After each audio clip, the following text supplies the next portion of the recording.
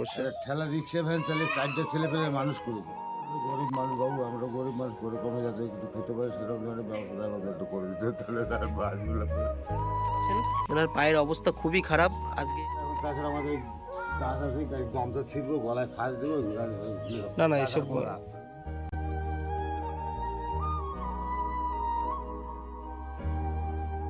কোনো রকম ওষুধটা কিনে খান। হ্যাঁ দিদিভাই, আপনি ফোন করেছিলেন আমাকে? আচ্ছা আচ্ছা, এই জায়গাটার নাম কি আছে? এই জায়গাটার নাম হলো অমৃতা কালনা। আচ্ছা, কালনা কালের দোকান মোড়, নিচুপাড়া। নিচুপাড়া। আচ্ছা আচ্ছা, তাহলে এই দুজন হচ্ছে আপনার মা বাবা, তাই তো? হ্যাঁ, এই দুজন আমার মা বাবা। আচ্ছা আচ্ছা, কাকা আপনি ভালো আছেন? খুব একটা ভালো নেই, হাঁটাচলা করতে নাহলে ভালো কি হবে, আপনাদের আশীর্বাদে ভালোই হচ্ছে। আচ্ছা আচ্ছা আচ্ছা, তাহলে হচ্ছে এটা আপনার মা হয়, তাই তো?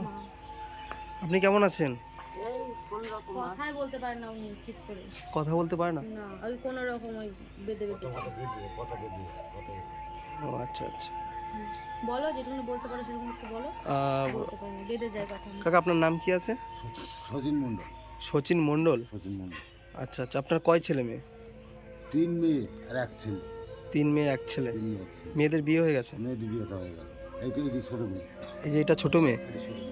আচ্ছা আচ্ছা, আর ছেলে একটাই? ছেলে বিয়ে করেছে? ছেলে বিয়ে থেকে নাতনি বিয়ে, ওদেরটা ওরা খায়, আমাদের দেখাশোনা দেখে না। ছেলে কি কাজ করে? ছেলে রাজমিস্ত্রির কাজ করছে। রাজমিস্ত্রি কাজ করে। আচ্ছা, তার মানে দেখাশোনা কিছুই করে না, টাকা পয়সা কিছুই দেয় না? না, দেখাশোনা করে না বলতে পয়সা করবি, একবার জলও দেয়। আপনার এখন বয়স কত হবে? 60। 60 বছর। আচ্ছা, আপনার এই বলছিলেন পায়ে সমস্যা, পায়ে কি হয়েছে একটু দেখি আপনার পাটা।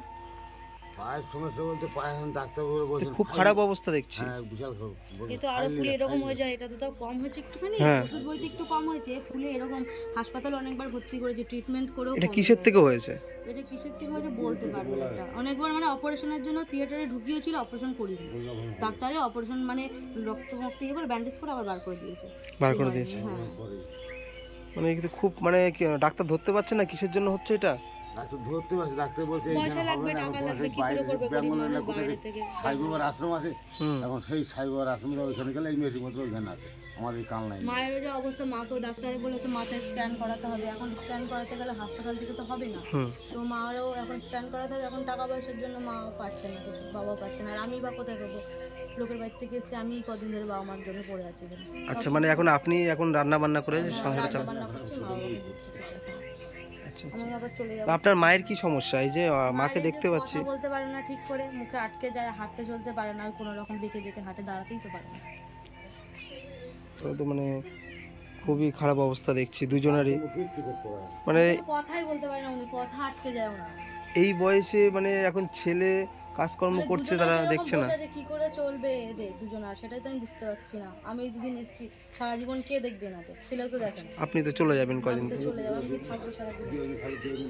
তাও যেটুকুনি বাবা মাকে দেওয়ার কর্তব্য সেটুকুনি দিই, সারা জীবন কি মেয়ে হয়ে দিতে পারবো? আমি তো ছেলে। সে তো অবশ্যই। তার মানে আপনার মা বাবা এই ঘরে থাকে, তাই তো? মানে মোটামুটি এটা কি সরকার থেকে পাওয়া ঘর? না, এটা না, এটা অনেক দিন আগে, অনেকদিন পুরনো ঘর। ছিল বাবাকে, হ্যাঁ। আচ্ছা আচ্ছা দাদু করে। আচ্ছা, দেখতে পাচ্ছেন এই হচ্ছে এই ঘরে থাকে ওনারা, স্বামী স্ত্রী দুজন। ওনারা দুজনই অসুস্থ, খুবই অসুস্থ। একজনের পায়ের অবস্থা তো আপনি দেখতেই পেয়েছেন। আপনি আগে কি কাজ করতেন? আগে রিক্সা ভ্যান চালাতাম। রিক্সা চালাতেন? আচ্ছা, মানে আপনি এই যে পায়ের অবস্থাটা কতদিন আগের থেকে? পায়ের অবস্থাটা হয়েছে মোটামুটি বছর 15 হবে, 15-20 বছর। 15-20 বছর? তাহলে তো মানে আপনি কাজ ছেড়ে দিয়েছেন কতদিন আগের থেকে? কাজ ছেড়ে দিয়ে বছর ধরে হয়েছে। এই অবস্থায় কাজগুলো করতাম।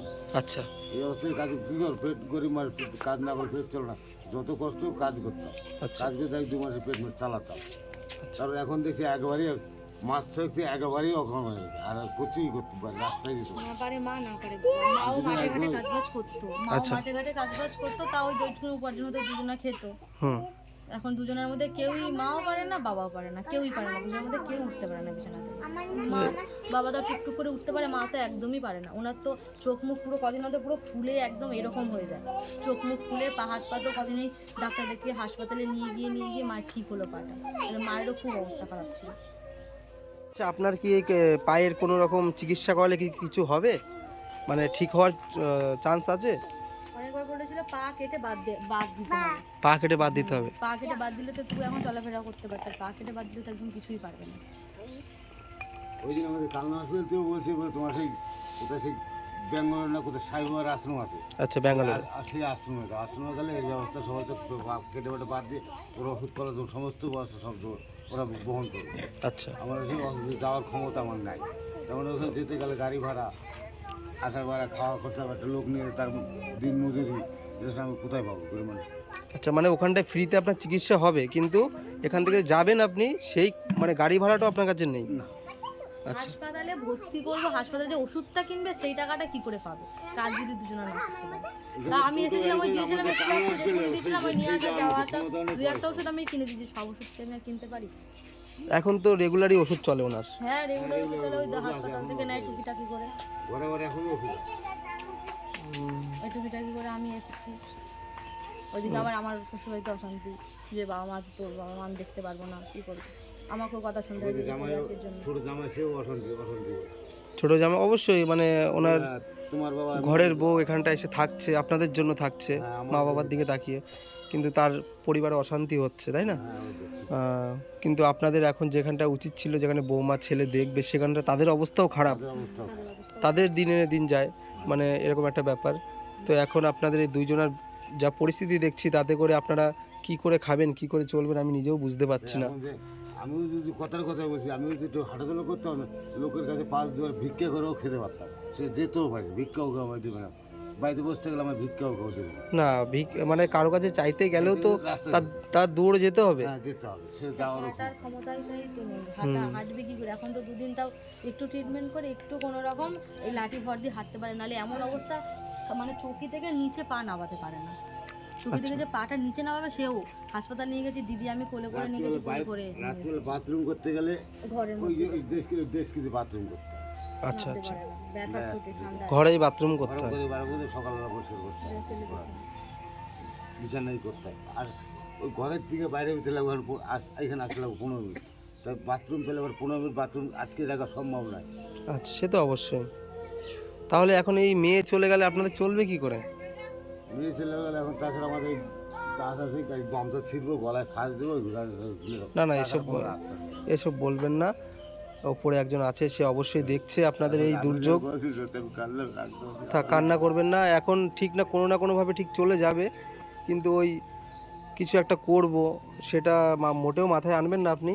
আর আমি বুঝতে পারছি না যে আমি আপনাদের কি বলে সান্ত্বনা দেবো বা কীভাবে উপকার আপনাদের করতে পারি। যদি সেটা মানে এখানে ডাক্তার দেখে কিছু হতো, তাহলে আমি চেষ্টা করতাম যে আপনাকে এখানে ডাক্তার দেখে সুস্থ করার। আমরা সবাই আছি, সবাই মিলে চেষ্টা করতাম।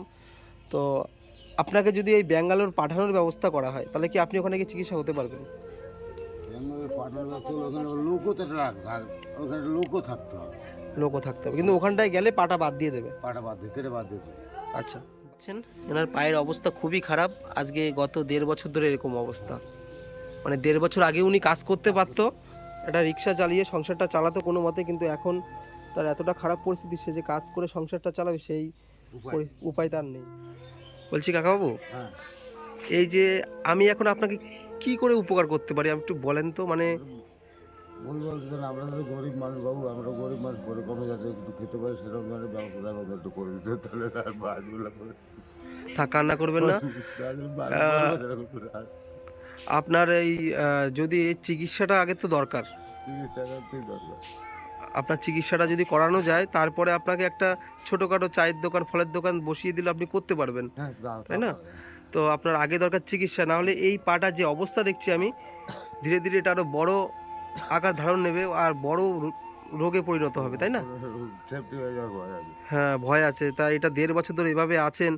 হ্যাঁ দিদিভাই, বলছি আপনার তো মা বাবা, আমি কি বলবো, আপনি আমাকে ডাকলেন ফোন করে, আপনি আমার ভিডিও দেখেন অবশ্যই, কিন্তু কি বলবো, আমার বলার ভাষা নেই। এখানটা আমি কি করতে পারি বলেন? মা বাবার যা হয়েছে অবস্থা, আমি তো চাই মা বাবাকে সাহায্য করতে, কিন্তু আমি তো একা পেরে উঠছি না, আমি করবো কি করে? আমার শ্বশুরবাড়ি সেরকম অবস্থা, আমিও গরিব মানুষ। তো আমি এটাই চাই যে যারা ভিডিওগুলো দেখছেন, তারা যদি পারেন মা বাবাকে একটু আমার হয়ে একটু আমার সাথে একটু সাহায্য করতে।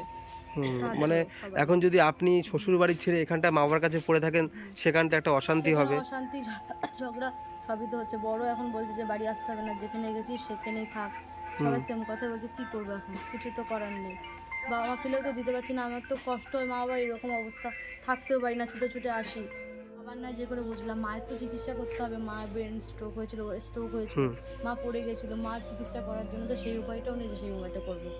আচ্ছা, মার যে অবস্থা, মা তো হাঁটতে চলতে ওই পারে না, স্ট্রোকের পরেই কথাবার্তা এরকম আটকে যাচ্ছে। ঠিক আছে পুরো কথাবার্তা। মা তো একদম খুবই অবস্থা খারাপ, বাবা তো তবু লাঠি ভর দিয়ে চলতে পারে, মা তো সেও চলতে পারে না। মার যে অবস্থা খারাপ হয়ে গেছে, রক্ত নেই গায়ে, গায়ে একদম রক্ত নেই। আমার তো মানে কি বলবো, ভীষণ খারাপ লাগছে। তো ঠিক আছে, আমি এসছি, আমি জানি না আপনাদের কতটা আপনাদের পাশে থাকতে পারবো, তবে আমি চেষ্টা করব আপনাদের পাশে থাকার। আমার ভীষণ খারাপ লাগলো আপনাদের এই বিষয়টা দেখে, আপনাদের এই পরিস্থিতি দেখে। তো হয়তো আমি আপনার ছেলের মতোই একজন, আমি চেষ্টা করব আপনার সবসময় পাশে থাকার, কোনো একটা আপনার ব্যবস্থা বলতে আপনার চিকিৎসাটা করানোর ব্যাপারে আমি সবাইকে বলবো যে আপনারা যারা যারা আমার ভিডিও দেখতে পাচ্ছেন সবাইকে আমি একটু রিকোয়েস্ট করব যে এই যে কাকাবাবু আর ওনার মানে এই কাকিমা আর ওনার হচ্ছে মেয়ে, এটা তো যাই হোক, আপনারা সবাই বিষয়টা বুঝতে পারলেন, দেখতেও পারলেন। যদি দুজনের এই ওষুধটা যে কিনবে সেই পয়সা ওনাদের কাছে নেই, আর আমরা যদি সবাই মিলে কিছু কিছু করে ওনাদের ব্যাংক অ্যাকাউন্ট আছে আপনাদের?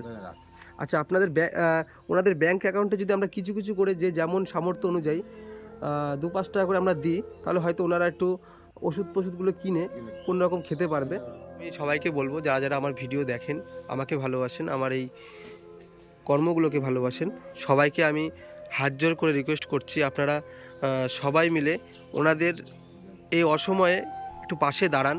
যে যার সামর্থ্য অনুযায়ী, আপনাদের সামর্থ্য অনুযায়ী আপনারা একটু ওনাদের দিন, যাতে করে ওনাদের একটু ওষুধগুলো চলে। আপনি আগে ঠিক হয়ে যান, তারপরে আপনার একটা ছোটোখাটো কোনো কাজের ব্যবস্থা আমরা করব, যাতে আপনি ওই অবস্থায় কোনো কাজ করতে পারেন। কারণ এইভাবে তো সম্ভব না, আজকে আমরা দিয়ে যাব, হয়তো আপনার 1 সপ্তাহ 2 সপ্তাহ চলবে, তারপরে কিন্তু আপনি সেই অবস্থায় পড়ে থাকবেন। তো আমি চাই না, আমি যেখানটায় যাই চেষ্টা করি যে এটার একদম শেষ পর্যন্ত নিয়ে যাওয়ার, যাতে একটা ভালো পরিস্থিতির মধ্যে নিয়ে যাওয়ার চেষ্টা করি। আমি এসেছি অনেকটা দূর থেকে, আমার বাড়ি প্রায় এখান থেকে 70-80 কিলোমিটার দূর।